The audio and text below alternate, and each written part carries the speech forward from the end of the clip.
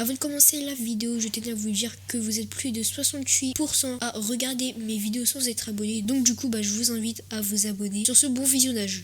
Yo tout le monde, j'espère que vous allez bien. Aujourd'hui, on se retrouve pour une toute nouvelle vidéo. Ça sera pas une vidéo comme d'habitude, ça sera pas sur du gaming, mais on va faire une tier list. Et cette tier list, ce sera sur les personnages de Stranger Things. Il risque de y avoir du spoil, donc je vous conseille de regarder la série avant de regarder la vidéo. Et n'hésitez pas à vous abonner, lâcher le petit pouce bleu, activer la cloche de notification, mettre un petit commentaire, ça m'aidera beaucoup. Et aussi, partager la vidéo, ça me fera extrêmement plaisir. Bref, les amis, on peut commencer tout de suite. I'm trying to put you in the worst mood. P1 cleaner than your church shoes. Really point to just to hurt you. Du coup, on commence avec lui là. Je sais même pas c'est qui déjà. On va rajouter une classe. Ajouter une ligne. On va mettre Milita. Hop. M'en souviens plus. Voilà. Donc on va mettre lui ici. Ah, le deuxième mec de la daronne des Byers. Donc c'est elle, la daronne en question. On va mettre dans bon perso. Pourquoi je le mets dans mon perso? Parce que c'était un bon personnage. En fait, il s'est quand même sacrifié pour sauver genre la daronne, Hopper et les autres. Et du coup, voilà.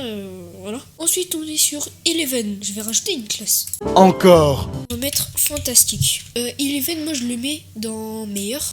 Elle a des super pouvoirs. Elle fait partie de la bande. Il y a rien à dire sur elle. Ensuite, lui, son visage il est coupé, mais je crois savoir qui c'est. Ça doit être genre le soi-disant daron de Eleven. Donc on va mettre dans pire perso parce qu'il a failli tuer Eleven. Dustin. Allez, hop, meilleur. Là c'est Mike. Allez, on met direct meilleur. Jonathan. On va mettre dans fantastique. Pourquoi je le mets dans fantastique? Parce que en vrai c'est un bon perso. Madame Byers, on va mettre dans fantastique.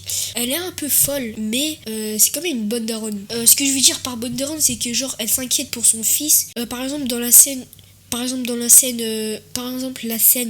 où il y avait la chambre des lumières, cette scène elle était épique parce que voilà, lui, bon, on va mettre dans bon perso. Ce mec là il est assez drôle. Nancy,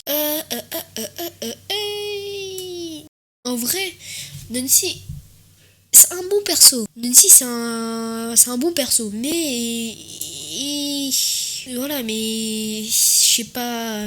Robin, on va la mettre dans fantastique parce que elle a bien géré dans la saison 3. Elle a bien géré, c'était voilà, t'as capté, dans fantastique. Billy, au début de la saison 2, on aurait dit que c'était un gros bouffon. Vers la fin de la série, quand il s'est sacrifié pour Eleven là, c'était vraiment épique cette scène. Donc en vrai, moi je le mettrais dans le fantastique.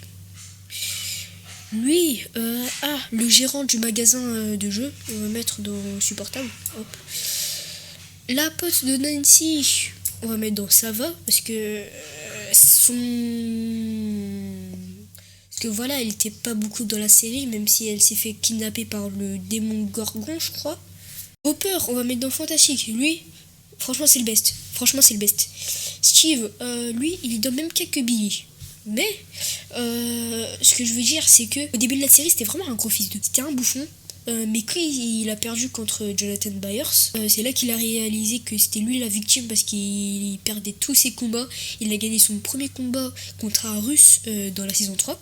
Franchement, je le kiffe. Surtout la retrouvaille entre Steve et Dustin au début de la saison 3 parce que Dustin était parti en colonie et il venait de revenir. Ça m'a fait chaud au cœur.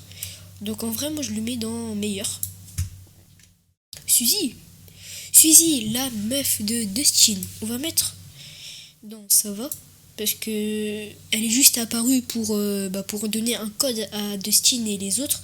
Enrica ou Erika, je sais plus comment elle s'appelle, mais c'est la petite sœur de Lucas. Franchement, moi je mettrais dans bon perso parce que quand même elle a un caractère, mais c'est pas un caractère comme les autres. Le père de Mike, on va mettre dans bon supportable parce que il a pas vraiment fait beaucoup d'apparitions. Max, hop, on met direct ici, hop, on met direct ici et hop, on met direct ici.